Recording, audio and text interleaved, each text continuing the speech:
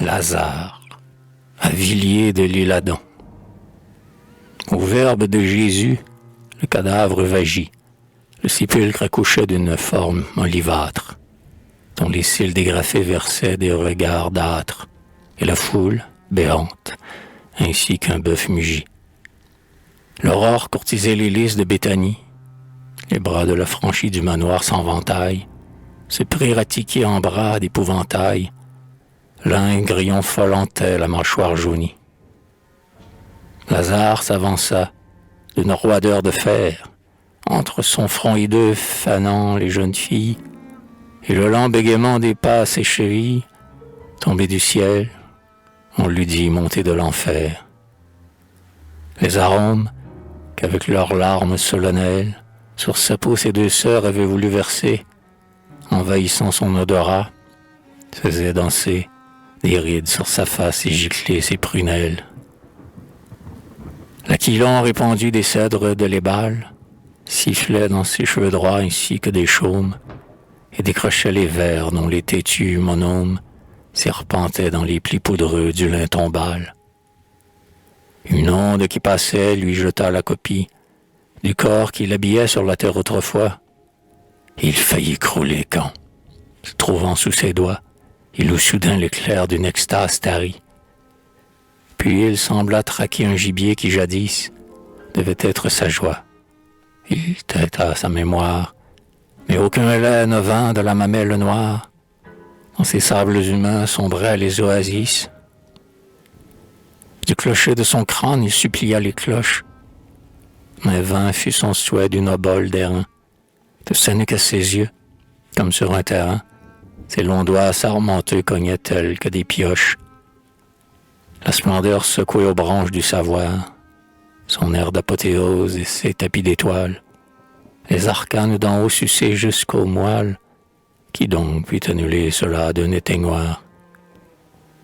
Trahissant la promesse du jeune évangile, quel triangle lugubre sur un tronc maudit, décollé ton génie, au Lazare interdit, sous le réveil mystérieux de ton argile. Enfin, qui t'a précipité du bonheur bleu, l'esprit encore empli de suprême délire, loin des anges cueillant les diamants des lyres, alentour de la barbe admirable de Dieu. Un coq scanda son rhume au sortir d'une étable. Cette flèche de chant creva le songe épais du revenant, sinistre en son drap de décès, qui sur le bourg fit choir un œil épouvantable. Adossé contre un mur qui buvait des lézards, il vit au loin grouiller les sordides spectacles, des vices, commensaux des humains habitacles, cauchemars provoquant sous l'astre de leurs phares. Il vit les dents du fait dans le fruit des épaules, les lanières zébrant les torses plébéiens, le noir cafard sur les socles pharisiens, d'écarlate gibet en panachant les geôles. Il vit des cœurs vidés par les pieuvres du dol, la loise violant la brebis au passage, l'oiseau de liberté plumé dans une cage, le devoir aux égouts drainés par le licol. Il vit se balancer des moissons de ciguës, une ruche géante où s'étageait du fiel, des crachats ripostés au dictame du ciel, et sur l'espoir fenin s'affoler des massues. Son regard, terrassé par les raies du soleil, s'agriffa sur son être et s'embruma de larmes. Ses veines, gargouillant, l'inondaient de vacarme, une bague de verre l'enserrait à l'orteil. Soudain, il eut le cri du rêveur qui se pique. À la réalité, farouche, il s'ébranla. Le sueur gonflé dans l'espace hurla. De la bave frangea sa bouche épileptique, ramassant des cailloux d'un geste de larron. « Qui donc m'a réveillé ?» rugit-il à la foule. C'est ce jeune homme, dont la chevelure coule en flot nazaréen, qui va vers le cédron. Dit un pâtre.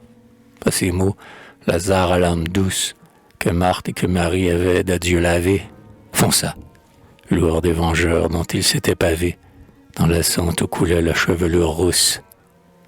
Fit des pas de velours à l'instar des intrus. À son bras insuffla la rage qui lapide, ainsi qu'un chat s'arca d'une courbe rapide. brandit à les cailloux et reconnut Jésus. Le désert s'oubliait dans l'urne des margelles. La palombe ramait par les ors du matin. Les coteaux d'Éphraïm bêlaient dans le lointain. Un paradis montait défiante de gazelles. Alors, incendié de son rôle, couvert des yeux du divin maître, à travers 1000 lèvres, chantant gloire, Lazare alla, noble et sans fièvre, vers ses sœurs qui riaient près du sépulcre ouvert.